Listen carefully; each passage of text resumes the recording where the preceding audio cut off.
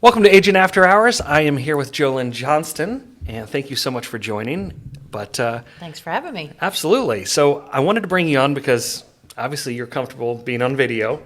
You've got a little bit of I love that your Facebook says TV personality and real estate agent, correct? It does. So you've That was hard to come up with, by the way. That's a strange title, and people are like, "What in the world? Why would you be both?" so tell me how that came about. Well, actually, my background is in marketing. Okay. And I was the director of marketing for River Downs Racetrack No kidding. when it was River Downs, before it was Belterra. And it's interesting because after I had the job, they're going, "Oh, by the way, part of this job is you have to do this after or post-race show on Fox Sports." Going, Wait, what? What? I have to what? And there's an expression in horse racing called washing out, and it's nervous sweat that a horse gets before a race, and you can watch them in the post parade and go, oh, because they use up a lot of excess energy. Oh my gosh, I washed out so bad. Everybody's like, "Oh, you're such a natural." I was not a natural. That is a lie. This is years of experience that creates the comfortable. But it was absolutely intense and crazy. But after a few times, I did get comfortable, and I really liked it. And someone approached me at the track and said, "Hey, I'm a television producer. You seem to be a natural." And I'm going, "Yeah, sure." He said, "So would you be interested in doing some commercials for me?" I thought he was kidding. The first time he called, I was 8 months pregnant, Oh my I goodness. think. And he said, "I have the perfect job for you." I'm going, well, maybe not. Is it from here up? Even from here up, I was fat. Yeah. So he said, "Well, how pregnant are you?" I'm going, "I'm really pregnant." So I didn't do that job, and I thought, well, there it is. There goes my one chance. And about a year later, he calls me again. He says, "Are you pregnant?" Nope, not this time. So anyway, I did a job for him, which led to multiple jobs for him. And every time I would do something, somebody else would say, "Hey, you really should think about doing this for a living." And it took a long time, and it took a lot of people telling me that to finally kind of reach out and kind of throw my hat in the ring and give it a good shot. And so then, yeah, I left the track, and I was just doing television for about 20 years. So, and then when I started selling real estate, because I have to tell you, television is not kind to aging women. My agent would get calls like, "We love Jolynn so much. Do you have a younger one?" Oh no. That's painful. Yeah. So I thought, I probably should go into something else. And real estate was something I was already very interested in. I was already a real estate investor. My grandfather was a broker, appraiser, realtor. So, I had it in my family forever. I've been basically doing real estate for a long time, just not for anyone else. Sure. So, so it seemed like a very natural transition, but I never quite left television. So this is kind of the culmination of, The segue. I guess, my lifetime of careers: marketing, television, and real estate. And so here we are.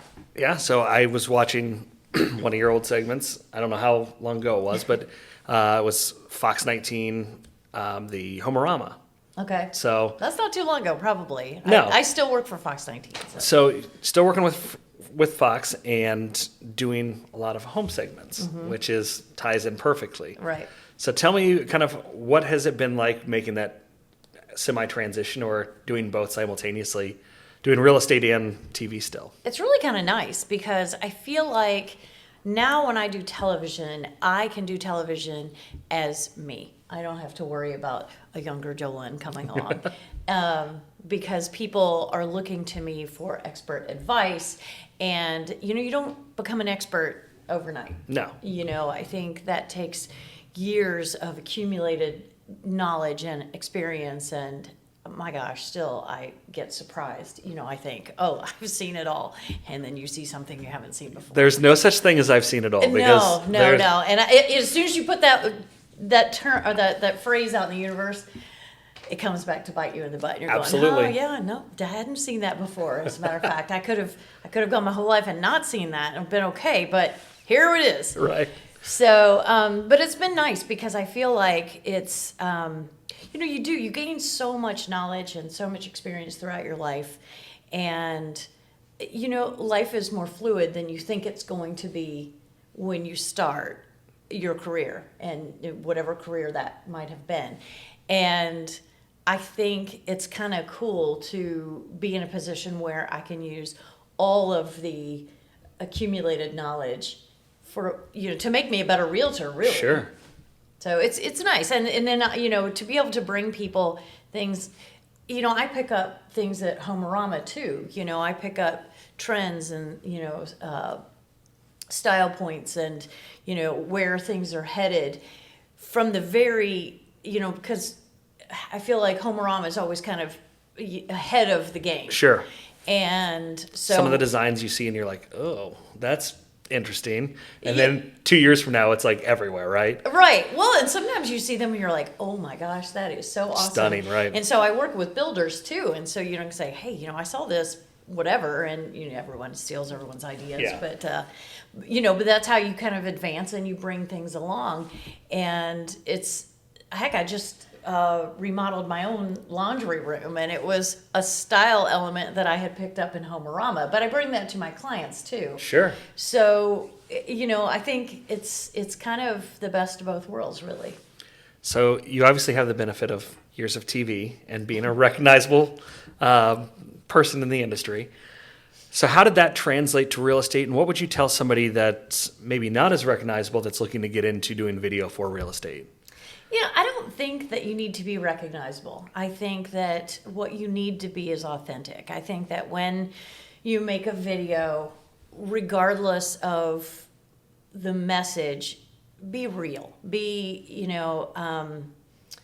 you, whatever that is, and offer whatever you have to offer. Sure. Don't try to be someone else. Don't see someone else's, video and think, oh my gosh, they're so good at this, whatever. Not that you shouldn't take Notes. Yeah, right. But I don't get away from being who you are, because people pick that up. Your audience can absolutely see if you're not being authentic. When I do segments where I'm genuinely not interested, and I've done plenty of them, not segments with other agents, but segments where I'm teaching LinkedIn. If I'm teaching LinkedIn, I'm not interested. Like, it's just not. Yeah. And if you're not interested, they're not interested either. I was a host on Home Shopping Network for a while, and I represented this brand that was very upscale, and they were very specific about how they wanted everything done and said and represented. The problem is it was a live television. So I would be on television for an hour. Oh my gosh. And then I would get off the set, and they'd have, a legal pad of notes and how, well, you said this way, and you mentioned this, and, and it was so specific that I got so tied up in trying to deliver what they wanted that I lost myself. Right. And the audience picked up on that. Sure. And so they weren't buying the products.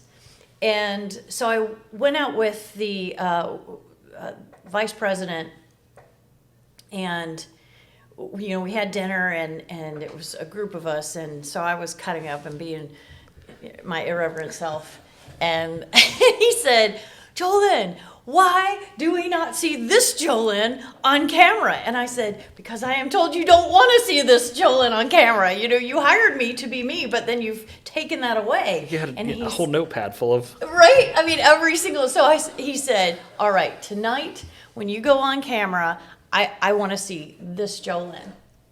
And from that point out, we sold out every show. That's amazing. Because it was me being me. It wasn't me trying to pretend anything. It was like, this is what it is. This is who I am. Sure. So then the people watching believe you. They trust you. They are confident in handing over their credit card to buy something that you say is good because because they believe you. And you know, it was always important to me. I'm only a great salesman if I believe in the product. Right. That is just, you know, people are like, oh my gosh, you could sell ice to an Eskimo. I'm like, it's really not true. Unless it's really good ice. Right. I mean, you know, like soft stuff that you get at. Yeah, that stuff. Oh my gosh, I bought an ice maker for the record for that There reason. you go. This is my bougie ice. I really cannot sell someone something I don't think they need. And housing is the same way. You know, I've said before, I've told clients, I'm like, I'm the worst realtor in the world because I will tell you if I think you shouldn't buy something. Rather than going for the sale. No, and I think that authenticity rings through to your clients, and they're like, hopefully they have that aha moment of, hey, they're being real with me as opposed to just trying. There's nothing worse than agents that get commission breath, and oh yeah, this is perfect, and then 6 months down the road, they're the worst agent on the planet because that's how the client feels. Well, you know, I don't even set monetary goals for myself, and that goes against a lot of people, a lot of mindsets. But the reason for that is because I feel like if you set monetary goals and you have that moment in a deal where things are starting to get wobbly, and you know in your heart that to walk away would be the best thing for your client, but you need that number, I think you're setting yourself up to maybe make a decision that is not in the best interest of your client. You're now a dual agent for yourself. Right. Yep. And I think that that's really shaky ground, and I just don't want to go there. You know, Sure. Yes, I feel like even if I had those numbers, I would be moral enough to not choose those. But why put yourself in that position? Sure. You know, I feel like I've said from the beginning of my real estate career, treat people well, do your job well, treat people the way you would want them to treat your child. Yeah. Because that's a different standard. Any parents out there, it's a different standard. I've got 3 little ones, so. Yeah, and that's what I go in, and the business will follow. Yep. And thankfully, that's worked. You know, I don't follow the numbers. I just try to be the best agent I can be and rely on referrals. I love it. And I think you nailed one thing perfectly, and that was people work with those that they know, like, and trust. And so video gives you a little bit of a head start because they feel like if you're being authentic, they feel like they know you by watching your videos and seeing that authentic side of you. And that's relatable. Yeah. Right? And so you may not be for everyone, and that's what I tell agents that are looking to start doing video. You may not be for everyone, and that's okay. I think that's important to recognize that you're going to have clients or potential clients that go somewhere else. It's okay. Yeah. Let them go, because buying a home or selling a home is personal. Yes. It's a very emotional experience, and you need to feel a connection to your realtor. So whether that's me or you or someone else, that's okay. Find that person that you feel you can really trust, that you feel that really has your best interest in mind, and stick with them. I mean, that I'm loyal, so I never get upset if somebody else is loyal either. Sure. To someone else, that's okay. But right, find that person that you really personally connect with, because it is a personal journey for sure, and people, I think, underestimate that.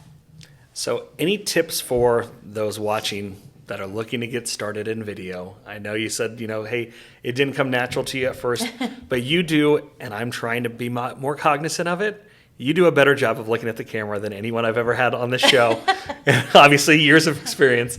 So I'm taking that little tip and going, hey, I needed to be better about, and I try to do it, but what would you tell to a new agent or to an agent looking to get into video? I would say, okay, watch some videos and pick up technical pointers. Sure. But the most important thing is what we touched on before, and that's being who you are, being true to you. And it's okay if you suck the first time or the Oh, first 5 times. You're going to. Yeah, you will. And it's fine. And you'll hate seeing yourself on camera. I still hate seeing myself on camera. I've seen myself on camera for most of my life, and I still hate it. I've gotten used to the voice. That takes a while too, but I have gotten used to that. But I will never get used. You become hypercritical when you see yourself on camera. It happens. But I think that that's really getting away from all the things that are actually important, and that is just being who you are so people can see that person. And if you mess up, it's okay, because guess what? They'd mess up too, and they get it. I have a friend who does a lot of video, and he is goofy. I mean, he's just a goofy guy. I love him so much for his goofiness, right? Sure. And he is not afraid of showing that on camera. And I think that that's a really good example of, he's not going to be for everybody, because some people look at that and they don't think it's funny, and they don't think, they don't embrace the goofy side. I embrace my goofy side. Yeah, I am who I am. He does too, and I appreciate that in him. And he's just done a very good job of, like, here it is, and he'll do funny little anecdotes too. Don't do only real estate video. Because I think a lot of times, granted, you want to give good content, like things that people can actually use. It's boring, though. It's kind of boring. And it's hard to see who you are. Right. I did a video, my favorite video I've ever done. It literally is the only video other than a blooper reel that's out there, which makes me giggle every single time. Actually, I'll belly laugh. It's me screwing up over and over again, and I will laugh at that video every single time I watch it. Blooper reels are my favorites. They are I love watching other people screw up. I apparently like watching myself screw up. It's my favorite video. Second to that, I did a video during COVID, and it was for the American Dream, and I did it on horseback. And being on horseback, I am a farm girl. I have horses, I have dogs and cats and ducks and geese and actually I don't have geese, turkeys, chickens. I got all these. I mean, it is Old McDonald's farm. And and that is truly who I am. So I was in such a very comfortable place, and I was talking about selling and buying farms, because this is something that I know about, because I have lived on a farm my whole life, other than brief time where my husband made me live in the city.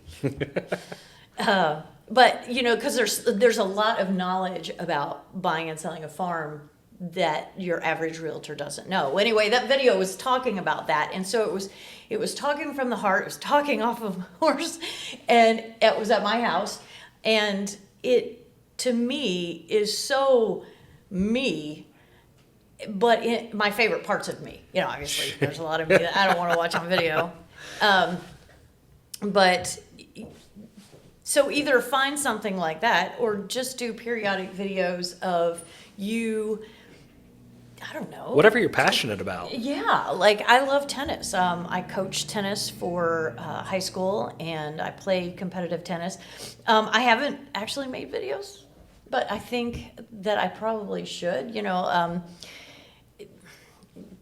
There's plenty of material when you teach high school kids. Oh my gosh. I can just tell you, every practice is like a goofy bunch of ridiculousness that you try to actually teach them something in the process. But if I did a video on that, I'm sure it would be funny. I'm just not sure how to do it. But also I foster animals, and I think that that's probably what people who follow me know me most for, because who doesn't like to see animal videos? Right. So this weekend, for instance, I posted a picture. We have a camping trip that we have had for our kids.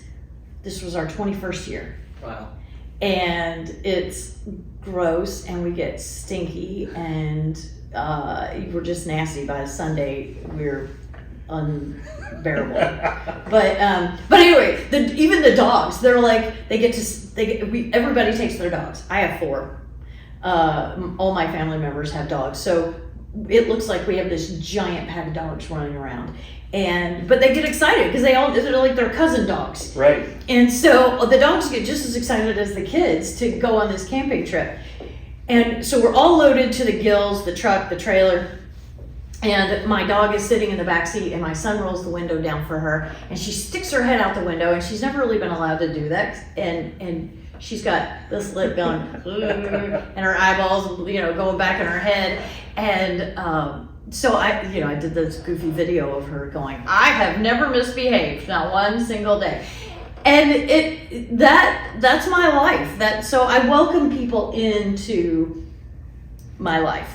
The good, bad, and the ugly, basically. Although I try really hard not to rant.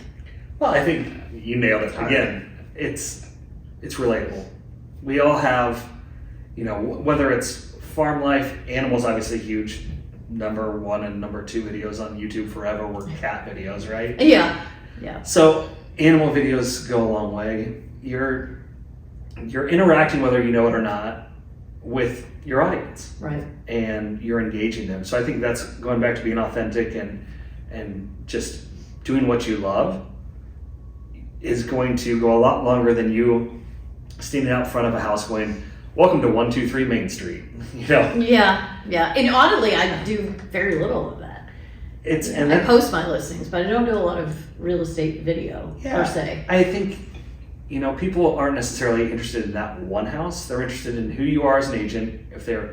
That is your interview, whether you like it or not. It is, and like you said, we may not be for everybody, but I think so that creates an online resume for you. But it also, when you look at picking, and it doesn't have to be one niche, but if you have one and you kind of utilize that to your advantage. When you work that niche and you say, hey, I love tennis, or I like dog parks, and you start doing videos, community-based videos of the top 5 burger places. I've said this 1,000 times. But top 5 whatever. Now you're interacting with the community, and I think those videos go a lot longer on establishing who you are, making you relatable, and people know and like you before they even meet you. But the trust will come. Well, I had somebody this weekend. It was my cousin's stepdad, and he said to her, he's like, I have never met Jolynn, but I love her. She is so great. She. I'm like, man, you should write my bio. I have the worst time, right? And he's like, she rescues animals and she coaches tennis for these kids and gives all these free lessons, blah, blah, blah, blah, going, wow. So I actually met him this weekend, and he was a trip. So he reiterates all, because, my cousin's like, oh, by the way, he loves you. Going, really? You don't even know that people are affected. Right. They don't generally tell you. Occasionally I'll have somebody going, I really love that you foster all these animals and whatever, but generally you don't hear.